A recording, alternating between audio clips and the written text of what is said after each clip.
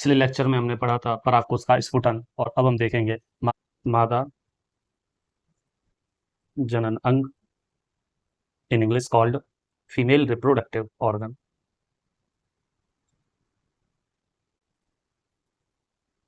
जैसे हमने नर जननांग पढ़ा था, अभी हम पढ़ेंगे मादा जननांग और फीमेल रिप्रोडक्टिव ऑर्गन। तो आप जानते ही हैं साहब, मादा जननांग कौन है? जायांग। और जायांग को इंग्लिश में क्या बोलते हैं? गाइनोसियम। मैं लिख भी सकता हूँ साहब, मादा जननांग को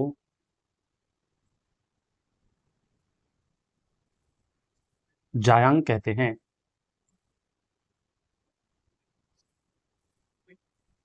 जिसकी इकाई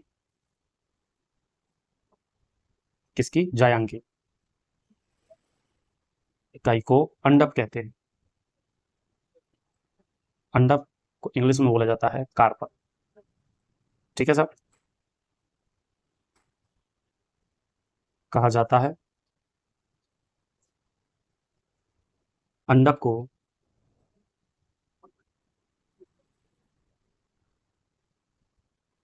गुरु बीजाणु पर्ड भी कहते हैं।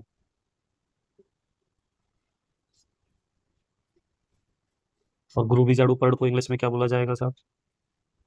Mega sporophyll.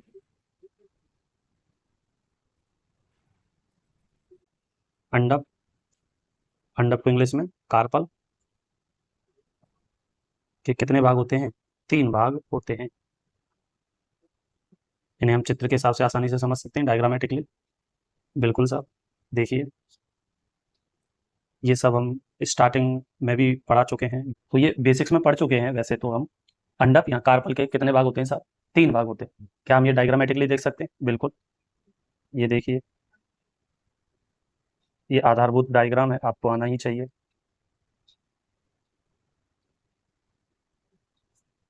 ठीक है साहब, सारी की सारी चीज़ें जानते हो आप। ये किसके ऊपर होता है? थैलेमस के ऊपर। और ये हम बहुत पहले डिस्कस कर चुके हैं। ठीक है, दिस इज प्लेसेंटा। प्लेसेंटा के ऊपर प्रेजेंट होते हैं ओव्यूल्स या फिर अंडक। चलिए एक एक बात करते हैं 3 भागों के बारे में, अंडक के या कार्पल के। ये पूरी संरचना को हम किस नाम से बोलते हैं साहब? कार्पल से। और इस कार्पल के कितने भाग हो गए? 3 भाग, जिसमें से पहला क्या है साहब? वर्तिकाग्र, सबसे टॉप मोस्ट पार्ट जो है वो कौन है? वर्तिकाग्र, सबसे ऊपर का भाग और बाहरी भाग। वर्तिकाग्र को इंग्लिश में बोला जाता है साहब स्टिग्मा।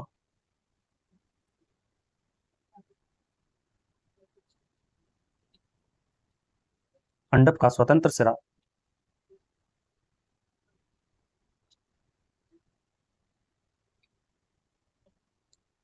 जो परागकणों के अवतरण मंच का, जो परागकणों के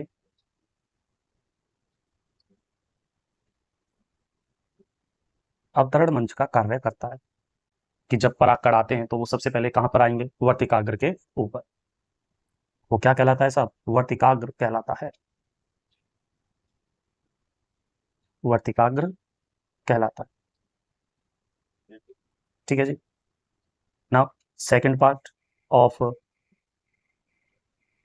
अब हम दूसरे भाग की बात करते हैं। दूसरा भाग कार्पल का हिंदी में बोला जाता है साहब वर्तिका, और इसे इंग्लिश में बोला जाएगा स्टाइल। क्या होता है साहब? ये भी देखते हैं हम। वर्तिकाग्र तथा अंडाशय।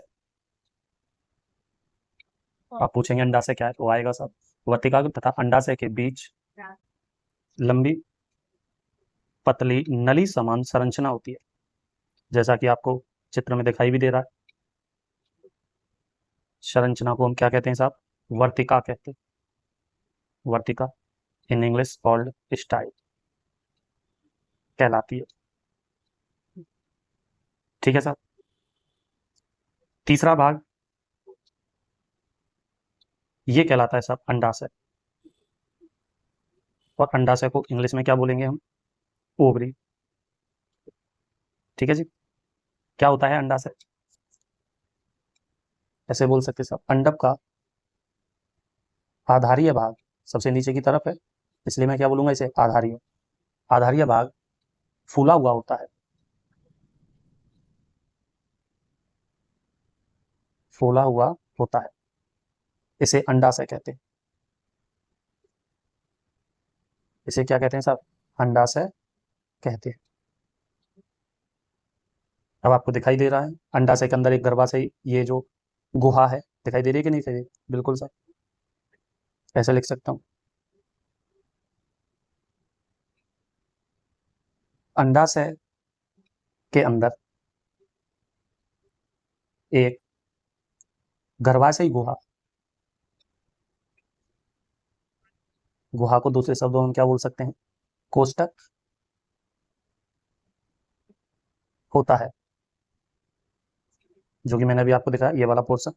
ठीक है, इस वाली स्ट्रक्चर को, इस वाली संरचना को बोला जाता है प्लेसेंटा, और हिंदी में बोले तो बीजांडासन। तो आप समझ सकते हैं बीजांड का आसन, बीजांडसन, इंग्लिश में कॉल्ड प्लेसेंटा।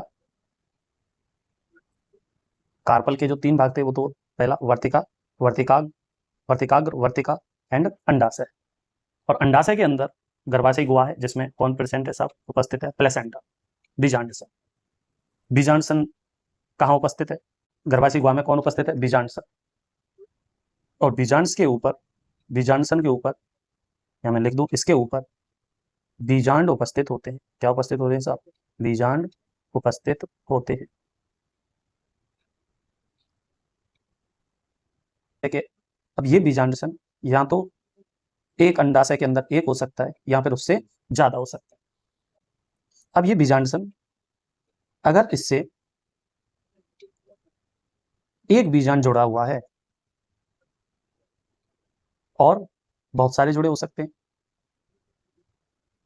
अब मान लेते हैं साहब अगर एक बीजांड जुड़ा रहता है, कितना, एक, ऐसे लिख दूं मैं, एक बीजांड जुड़ा रहता है, जुड़ा, और इधर एक से अधिक, और दूसरे शब्दों में क्या बोल सकता हूं मैं इसे, अनेक बीजांड जुड़े रहते हैं, अनेक बीजांड जुड़े रहते हैं, या जुड़े हैं।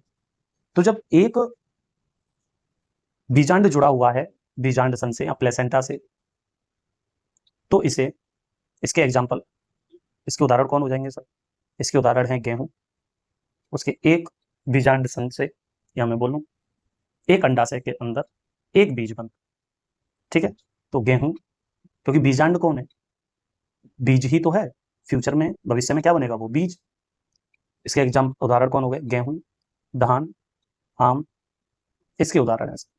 और जब एक से अधिक जुड़े हुए हों, इसके उदाहरण कौन है, एग्जाम्पल्स, पपीता, आपने देखा होगा पपीता जो फ्रूट है वो एक होता है और उसके अंदर कितने सारे बीज होते हैं। ऐसे ही तरबूज एक होता है लेकिन बीज बहुत सारे होते हैं, तथा ऑर्चिड या आर्किड, ठीक है, ये सब उसी के उदाहरण। लेकिन गेहूं में आप देख सकते हैं एक कार्पल के अंदर या एक अंडाशय के अंदर कितना बीज आता है साहब, एक बीज आता है। क्लियर, इसे अनेक बीजांड, एक से अधिक और अनेक बीजांड जुड़े हुए हैं, तो ये किसमें मिलेगा आपको, पपीता, तरबूज और ऑर्किड में, क्योंकि वहां जो फ्रूट है वो कितना है, एक, लेकिन उसके अंदर बीज कितने हैं, बहुत सारे। जबकि गेहूं, धान और आम में बात करेंगे आप, तो फ्रूट या जो फल है वो कितना है, एक, और उसके अंदर बीज भी कितना है, एक। क्यों, क्योंकि एक बीजांड से कितना, एक बीजांड एक प्लेसेंटा से जुड़ा हुआ है।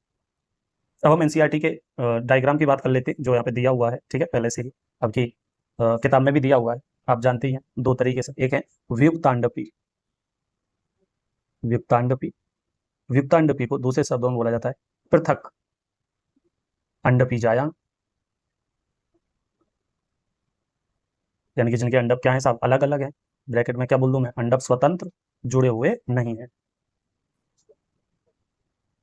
और इसके उदाहरण कौन है साहब, ऐसा कौन कौन है जिनके जो अंडप हैं वो जुड़े हुए नहीं होते, गुलाब, यानी कि रोज, कमल एंड चंपा, ठीक है। और कुछ कैसे होते हैं साहब, जुड़े हुए होते हैं, जुड़े हुए को क्या बोला जाता है, युक्तांडपी। अब यहाँ पे पृथक होंगे क्या, नहीं साहब, अंडप क्या होंगे, संयुक्त, या मैं बोल दूं अंडप संयुक्त और संयुक्त अंडपी। और इसके उदाहरण कौन हो जाते हैं साहब, अफीम, नहीं खुश नहीं होना है, ये सिर्फ उदाहरण के लिए है, पेपावर, जैसे सीधे शब्दों में क्या बोलते हैं हम, अफीम, जैसे आप जानते हो बहुत अच्छे तरीके से। हिबिस्कस, और हिबिस्कस का दूसरा नाम कौन है, गुड़हल। ठीक है, तो आप देख सकते हैं ये जो डायग्राम है ये किसका है साहब, अफीम का है। ठीक है, ये जो चित्र आपको यहाँ पे दिखाई दे रहा है ये किसका है, बोलिए, बहुत बढ़िया, किसका है साहब ये, अफीम का, पेपावर। ठीक है, और इस पेपावर में ये रहा, आपको अंडक कैसे दिखाई दे रहे हैं, संयुक्त। ये देखिए ये रहा स्टिग्मा, और स्टिग्मा इसका ही पार्ट होता है कि नहीं होता सब कार्पल का, ये देखिए। ठीक है, तो यहाँ पे ये सब क्या है, अटैच है एक ही जगह पे। यहाँ पे आप देख सकते हो ये कार्पल अलग अलग है, ये कार्पल अलग है, ये कार्पल अलग है। ठीक है, और जब कार्पल अलग अलग हैं तो ये किसका एग्जाम्पल हो जाएगा, आप मुझे बताएंगे साहब कमेंट में। ठीक है, और ये पहला डायग्राम किसका है बताइए साहब, बहुत बढ़िया, किसका है, हिबिस्कस का। और हिबिस्कस किसका एग्जाम्पल है, देखिए साहब हिबिस्कस है युक्त अंडपी का, यानी कि अंडप जो है वो क्या रहते हैं, संयुक्त रहते हैं। तो आप देख सकते हैं ये ओवरी है, यहाँ पे अंडप होंगे। ठीक है, और वो क्या होंगे, संयुक्त। ठीक है साहब, आई होप आपके समझ में आया हो मादा जननांग, यहाँ पे हमने बेसिक बातें की है मादा जननांग की। You say